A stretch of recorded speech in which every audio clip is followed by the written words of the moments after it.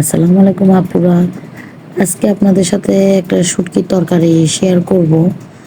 আজকে ফুলকপি দিয়ে এরকম ছুরি শুটকি রান্না করব। যারা চট্টগ্রামে থাকেন তারা অবশ্যই এই শুটকি মানে ছুরি শুটকিটা চিনেন।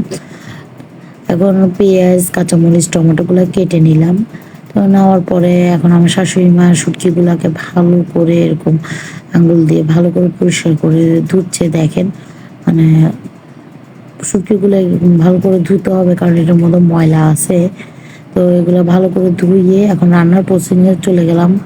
তেল দিয়ে মানে পেঁয়াজগুলোকে একটু লাল লাল করে মানে লাল লাল করে ভেজে নিবে।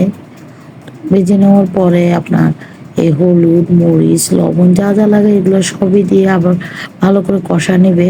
কষা নেওয়ার পরে এটার মধ্যে শুকনো শুটকিগুলো দিয়ে দিতে হবে।